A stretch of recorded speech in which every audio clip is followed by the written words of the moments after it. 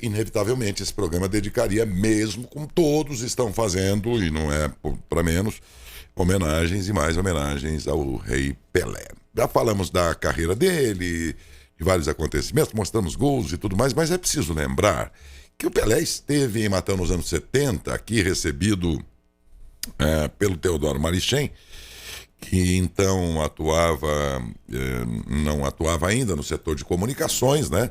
Mas que mais tarde viria a ser o empreendedor nesse ramo, tanto que hoje nós temos aqui esse grupo todo de comunicação, que é o Centro Paulista de Comunicação, composto de várias emissoras, TV, rádio, revista e tudo mais, mas que à época aqui recebeu e esteve em sua residência, enfim, e percorreu a nossa cidade, indo a várias instituições, acompanhado sempre do Teodoro, o Rei Pelé. Então essa história é, digamos assim, na vida do Pelé, o vínculo dele com o Matão se deu, sobretudo nesta visita aqui nos anos 70, e dela resultaram várias fotos e tudo que a gente vai mostrando ao longo da entrevista, que vamos fazer agora exatamente com ele. Bom dia, Teodoro. Bom dia, Daércio. Bom dia, sua grande audiência. Muito obrigado, João.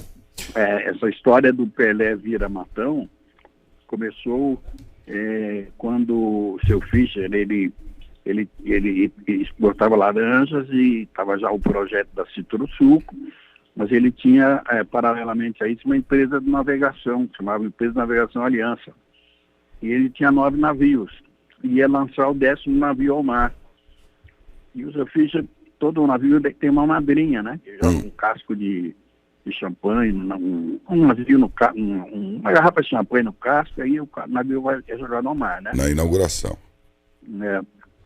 E aí era o 10º navio, e o seu Fischer não sabia quem convidar. Na época, o ministro dos Transportes era o Coronel Mário Andreasa, que construiu a ponte Rio-Niterói na época dele, né? E o estaleiro ficava em Niterói.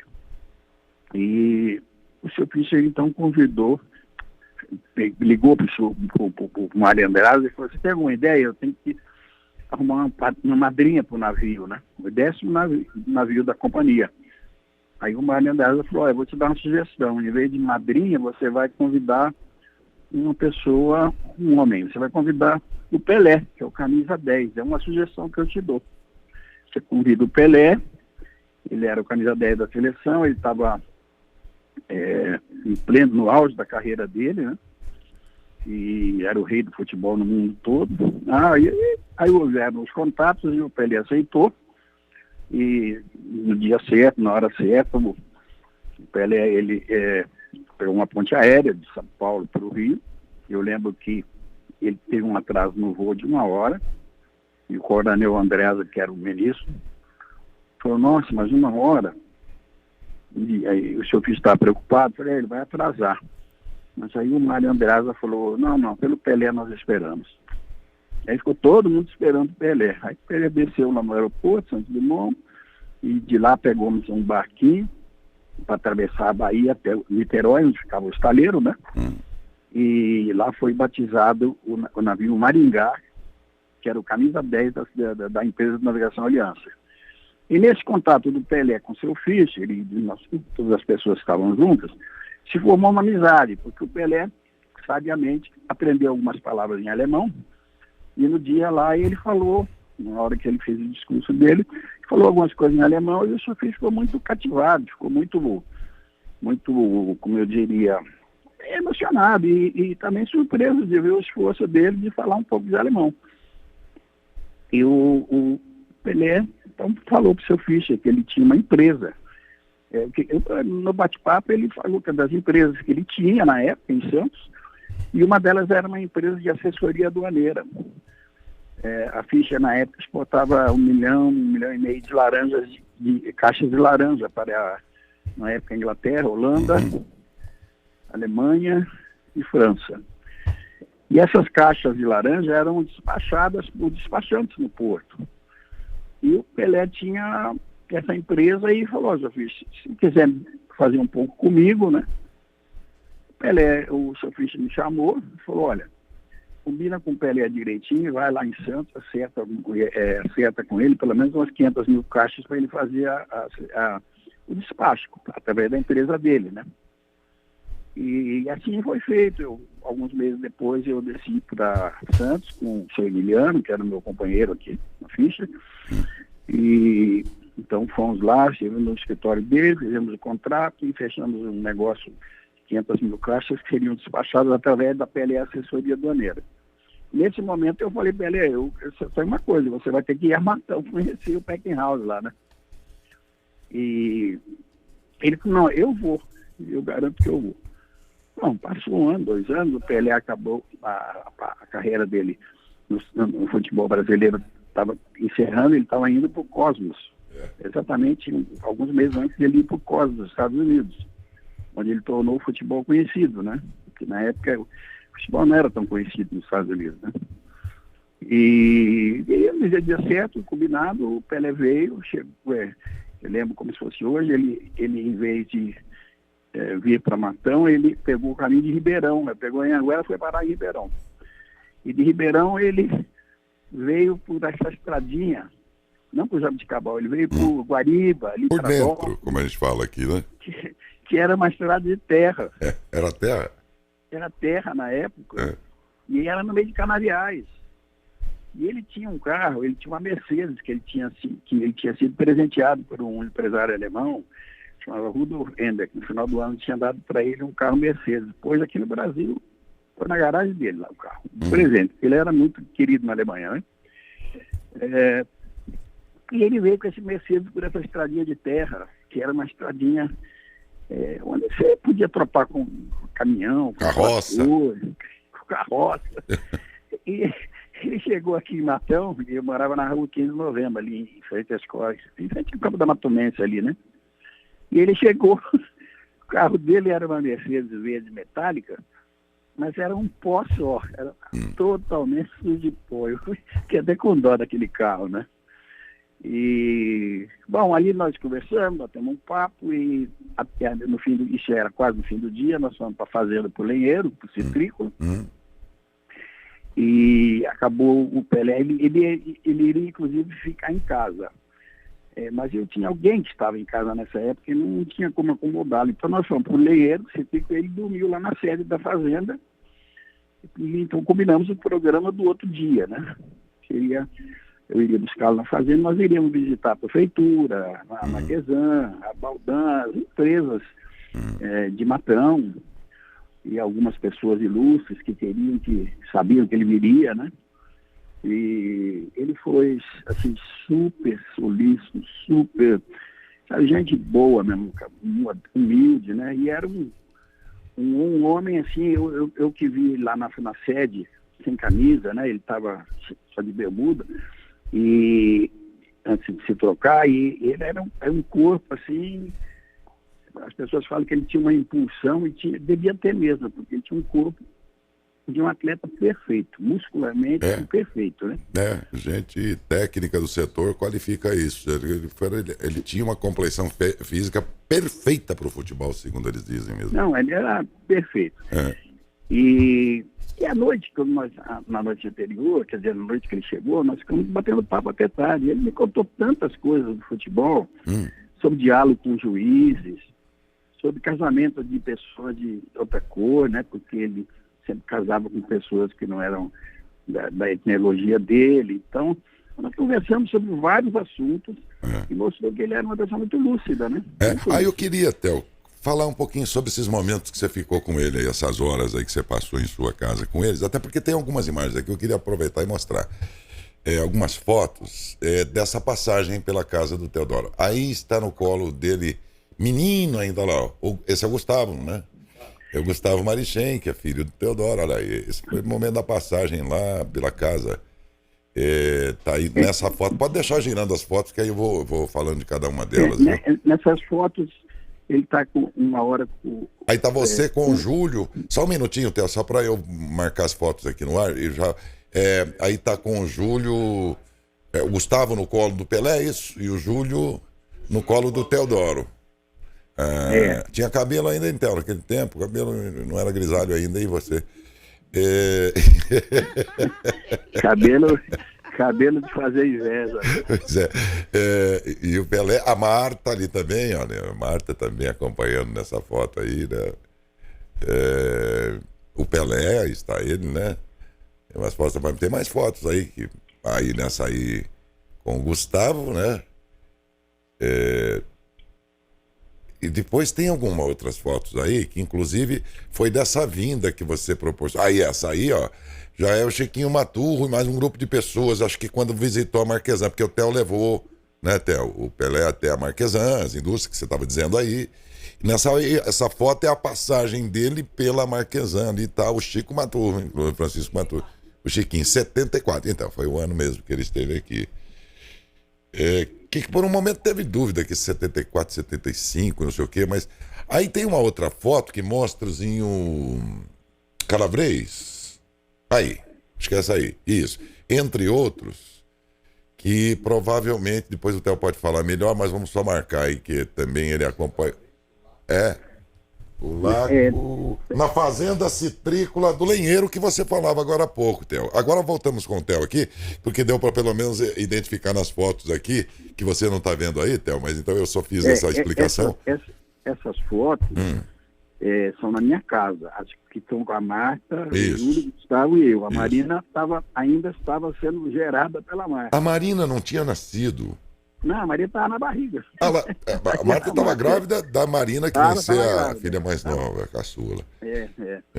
E essa fazenda no Lenheiro foi assim, ele dormiu na fazenda, no outro dia cedo eu fui tomar café com ele, buscar ele, e eu avisei, a Fazenda Citrícola tinha um time de futebol, que era um time muito bom, eles jogavam todos os domingos entre as fazendas, né? Hoje o Lenheiro ia jogar não sei aonde, depois o outro, o Turiba ia jogar no Lenheiro, e sempre tinha um campeonato dessas fazendas. E eu, na época... Segura essa foto no ar. Essa foto, eu não sei se... Isso. Eu não estou vendo a foto. Não, pode falar que ela está ilustrando o que você está falando aqui. Quando fomos tomar café, eu falei, olha, nós vamos para a cidade, mas antes nós vamos passar no campo de futebol, porque eu pedi para o pessoal do Lenheiro, que joga futebol, não trabalhar agora até a hora da gente ir lá, né? Porque tinha um tratorista, tinha pessoas que trabalhavam na poda, então, e fazendo parte do time. Eu falei, ninguém vai trabalhar, todo mundo põe o uniforme do time e vai para o campo, que eu vou levar o Pelé lá. Aí levei o Pelé lá, e o Pelé, o time estava perfilado, né? E o Pelé chegou, a primeira coisa que ele perguntou foi, eu lembro como se fosse hoje, ele falou, será que eu tenho uma vaga nesse time aí? será que eu tenho um lugar, eu tenho condição de jogar nesse time e tal, não sei o quê. E nessa época, as famílias lá, o Calabrês, os Gagini, os Lote, enfim, várias, Viajone, essas fazendas, essas famílias todas, eu lembro que o China Calabrês, que hoje é presidente da Câmara, ele nasceu no Lenheiro, e ele fazia parte da família Calabrês. E ele estava eu acho que ele não está na foto, porque está um tio dele, que era o Zinho Calabrês. Mas o China sabe muito bem disso. O China nasceu lá e ele viu o Pelé no campo ali com o time do Lenheiro. E saindo de lá, nós viemos para a fazenda, para a cidade, aí fomos visitar a Marquesan, a prefeitura, enfim, fizemos um roteirozinho. E tinha um roteiro que era apertado, porque ele tinha que ir embora no outro dia, né? À tarde no dia, né? E eu lembro que na época o doutor querido, o finado doutor Valdemar Fury, ele tinha tido um acidente, ele tinha perdido um filho nesse acidente, isso tinha sido alguns dias antes. E eu falei para ele, tem uma pessoa que quer te ver, e é uma pessoa que está nessa situação. Ele falou, não, para tudo, vamos lá agora. Aí fomos visitar o doutor Valdemar Fury, é o pai do Neto, né, do Joãozinho, e do Paulo, que tinha falecido no acidente. E aí foi uma choração só. Foi o Pelé chorando, o doutor Valdemar, todo mundo estava em volta, né? A Salete, a esposa do doutor Valdemar. E foi um momento assim, muito emocionante da vinda dele. Eu imagino. Agora que eu tenho... Pois não. Não pode falar. Não, é porque a próxima foto... Não, pode concluir essa do Lenheiro, porque depois nós vamos para uma outra foto, que é a da camisa depois, mas do Lenheiro. Pode completar aí, Theo.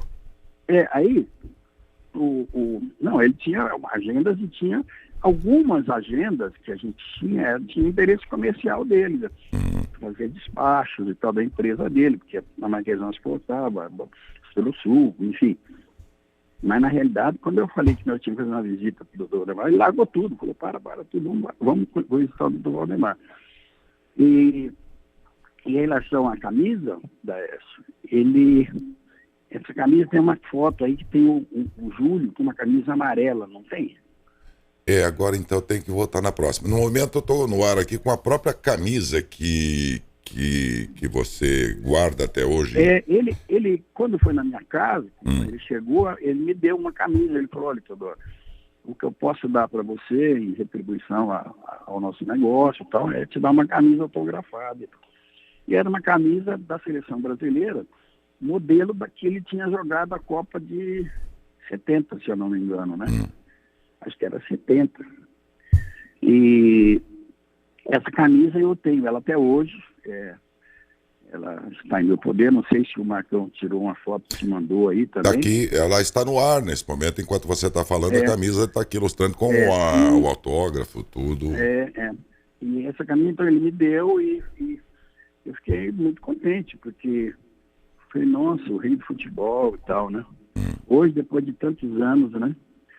Essa camisa, você imagina a saudade que eu vou ter desse momento que eu tive com ele, quando eu ver essa camisa, porque na realidade ele não é uma pessoa comum. O Pelé não era uma pessoa comum. O Pelé, todo mundo chamava ele de rei. O pessoal que trabalhava com ele, o rei. Ele realmente era uma pessoa diferente. Ele era um sujeito sensível, um sujeito amoroso, educado, né?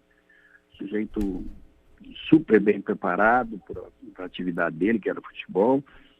Era uma pessoa que marcava. Sabe quando você é uma pessoa que você lembra de detalhes e tal, né? Agora, infelizmente, Pelé partiu, né? Nosso rei partiu. Mas é assim, a história é assim, a vida é assim, essa foi assim a passagem dele por aqui. Então ele ficou meio-dia, dormiu no banheiro, e no outro dia, passamos o dia todo, no final do dia ele foi embora. Aí já com o carro lavado, que eu tinha mandado lavar o carro dele. Já estava limpinho para pegar o pó de novo. Não, o pó de novo não, porque ele voltaria pelo caminho certo. Depois ele voltou pela Boston Luiz, porque ele não pegou a Boston Luiz, foi direto para Ribeirão. Quer dizer que não tinha Waze na época, não tinha... Não tinha nada, não tinha celular. Inclusive, Theo, eu fiquei aqui pensando, tentando imaginar, bem nessa história de comparar aqueles tempos com este, que ele errou o caminho porque não existia Waze. Eu estava agora há pouco pensando que eu vi esses dias, por exemplo, nada contra o Neymar, apenas como observação, há poucos dias saiu lá um ranking de salários e tal, nos seus ganhos todos de patrocínio, salários e tudo, o Neymar ganha hoje 22 milhões por mês. 22 milhões. Aí eu fiquei pensando, jogando hoje em dia o futebol que o Pelé jogou, quanto estaria ganhando o Pelé hoje, se ele jogasse hoje, Theo? Eu não tenho imaginação. Que loucura, né? Seria. Mas na realidade, o Pelé era... Alô? Tô te ouvindo, tá tudo bem. O Pelé, ele era um atleta. E o Neymar é um popstar, né? Essa a diferença é essa. O Neymar é um craque, mas que se desvirtuou ao longo do tempo, né? Porque você imaginou um cara que ganha 22 milhões por mês e levantar 6 horas da manhã para ir treinar 0 grau lá na Europa, no frio? Dá dó, né, Theo? O sujeito fala, porra, será que ainda precisa fazer isso? E ele foi se tornando um popstar, né? E uma coisa que o Gerson falou aí, que é verdade. Hoje as chuteiras são de pelica. Naquela época era sola dura. Tinha uns cravos na chuteira que eram... Com taxinha, Theo. Era um negócio... Os cravos eram presos com taxinha. Porque tem gente que fala que se o Pelé jogasse hoje com futebol físico, como é hoje, né? Ele teria mais dificuldade, não teria nada. Ele iria passar por cima de todo mundo. Ele era determinado. E uma das coisas que ele me falou, que eu perguntei para ele, como é que você recebe uma bola e já passa de cara a bola para um outro e tal. E falando, sabe o que é? Quando o cara tá com a bola, que eu vejo que ele vai me lançar, eu já olho o campo, eu já olho em minha volta. Então, quando eu recebo, eu não seguro, eu já passo direto para quem eu vi perto e tal. Então, ele era muito rápido, né? Poxa vida, mas de qualquer modo, Theo, e encerrando, eu acho assim, que dizia isso pro Gerson agora há pouco, dificilmente ou talvez nunca mais vamos ter um jogador tão brilhante quanto ele, do esporte mais apaixonante do mundo e do brasileiro. E, poxa, a tua geração e muitas outras também, então, devem se sentir privilegiados por, na sua existência nesse plano, ter podido apreciar a beleza, o talento e o divino, que é a vocação, o divino. Deus se revela nas artes, nas vocações mais diferentes, né? Através das pessoas. Então o divino se revelou pelos pés de um cara como esse e você pôde vê-lo. Olha que privilégio. Eu tive a oportunidade de ver o Pelé jogar, de ver o Tom Jobim tocar piano. Pois é. E eu ouvi a Elis Regina ao vivo cantando, quer dizer, isso ninguém tasca, né? Isso ninguém tira. É teu, é da nossa existência, né? Então, o pessoal fala, mas você chegou a ver o Garrincha jogar? Eu vi o Garrincha jogar, assim a 20, 30 metros de mim. Então, os estádios eram pequenos, General Severiano, então... Então, essas coisas eu tive nessa passagem, eu tive a oportunidade de ver, né? Quantos privilégios, né? E eu garanto a você, né? Assim, o mais completo de tudo era realmente o Pelé, porque o Pelé era completo, ele era atleta, ele era cavalheiro, ele era sempre fantástico, educado, sabe? Era bacana, cara, muito bacana. Que pena, né? Mas eu acho que chegou a hora dele. Você falou em salário, Adaércio. Bom dia, Theo. No New York Cosmos, em 75, foi divulgado aí o quanto Pelé fechou. Rendia aí 2,5 milhões por ano de dólares. Por ano. Em valores atualizados pela inflação de hoje dos Estados Unidos, equiparava aí a 10,9 milhões por ano. Ou 25,5 milhões no câmbio atual em reais. No ano. Se o Pelé jogasse hoje, uma comparação aí em relação aos salários que são pagos, Pelé ganharia hoje 223 milhões de dólares por ano, aproximadamente 1,2 bilhões de reais. Bom, ou seja, colocar todo mundo no bolso. Muito difícil imaginar se seria isso mesmo, mas uma coisa é certa. Se o mercado praticasse preços comparativos pelo talento, se o Neymar ganha 22 milhões por mês, vamos lembrar, o Pelé ganharia quanto? Foi o que eu tentei imaginar. O Mbappé é o maior salário do mundo hoje, 128 milhões de dólares, de euros por ano. O Neymar está em 87 milhões. Bem, gente, é isso, mas também não vem ao caso, porque o que nós estamos reverenciando, não é, Theo? É o rei. Como Elvis foi mesmo o rei do rock, embora sua vida pessoal tenha sido atribulada, mas quando a gente fala do Elvis, rei do rock, nós estamos falando do cara do rock. E aqui estamos falando do jogador do futebol, o gênio do futebol. E como tal ele foi, por isso, merecedor de todas e outras homenagens mais. A nossa aqui, né, Theo, foi modesta, mas foi marcada por enorme saudade, não é isso? Eu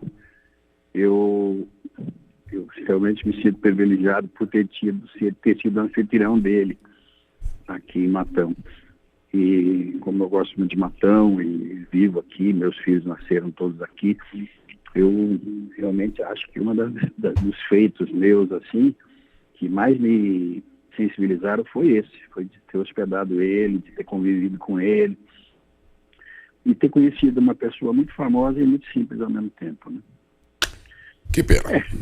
Vida que segue, mas esse tá com um nome mais que garantido para a posteridade, né? Pela sua história. Fugindo um pouco do Pelé, o Beto estava falando que na época do CAT tinham oferecido ele, o Levi, e o CAT ficou com o Levi. Mas aqui em Matão nós tivemos uma situação dessa também. Uma vez uma peneira de meninos de Araraquara que vieram para cá, veio o Careca. E alguém aqui em Matão falou, não, esse não serve para Não sabe jogar bola. Não, aqui não. Ele aqui foi não. pro Guarani, foi campeão brasileiro, Não, foi pro Palmeiras, foi. foi campeão. Não, não é centroavante, não. Foi, eu não sei que época ele veio para começar a jogar na Matonense. Você vê que gente que não sabia o que estava fazendo no mundo... Aí falaram para ele, não, você pode botar que você é franzino, você não tem jeito e tal, careca, né? É careca, mas é cabeludo, tá? Serve não. E eu morava em frente ao campo da Matonense, em frente à escolinha Verônica.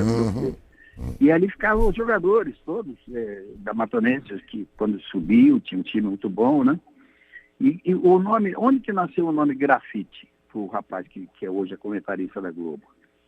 Foi lá na frente da minha casa. O Estevam Soares falou assim, não, com esse nome que você tem aí, Edevaldo, não sei o que, não vai dar certo. O seu nome vai ser Grafite. E eu lembro isso como se fosse hoje. Hoje o Grafite é um homem famoso aqui. É lógico. Matão e a Matonense tem muitas histórias, né? Quantas vezes eu acordava e às vezes depois do almoço estava um cochilo e o pessoal da Matonense estava esperando para ir treinar e tinha aquele lateral direito, que era o Zé Carlos, que assobiava passarinho, imitava passarinho e tal. Eles ficavam todos sentados na grama, que naquela época não tinha muro, né? Casa não tinha muro, ia na calçada. Então, nessa área de recordações, eu lembro de muita coisa, né? Assim, muito bom. Em relação ao esporte. Você foi um privilegiado e todos aqueles que tiveram em suas existências a rara oportunidade de ver de perto ou assistir ao seu desempenho. O rei do futebol, que agora vai, mas deixa aqui um legado sensacional como jogador de futebol. Muito obrigado, Theo. Tenha um bom dia. Felicíssimo ano novo a você, a família toda. Obrigado a você, a todos os nossos ouvintes, todos os nossos patrocinadores, todos os nossos companheiros de trabalho, essa família que nós temos e que vamos fazer o possível de ficar sempre unidos. A todos vocês, um ano mais triste pela morte do Pelé, mais feliz porque começa um novo ciclo, começa um novo governo, embora a gente perceba que ainda existem assim muitas divergências na área política, muitas famílias que se separaram, muitos amigos que brigaram por causa de política e tal, mas na minha visão realmente a gente tem que começar agora, segunda-feira, né, ou domingo é o dia 1º, né? Entendeu? Passar um apagador nesse passado aí, vamos tentar, vamos ver o que vai acontecer e ter fé e ter esperança, né, de que o nosso país que é um país maravilhoso, eu sei disso porque eu viajei pelo mundo todo, e esse é o melhor lugar do mundo para se viver, é o Brasil, é um país de um povo excepcional, um solo fértil, um sol azul, sol brilhando quase todo dia e céu azul. Então, eu espero que nós poderemos assistir a um novo ciclo que vai começar agora. Vamos dar crédito, vamos dar esperança, vamos dar, como é que eu diria, um voto de confiança, né? Embora tenha essa situação política tenha dividido tantas pessoas, né? E tenha criado tantas rupturas, né? Mas tá aí, domingo começa uma nova fase, agora sem o nosso rei, né? E vamos que vamos.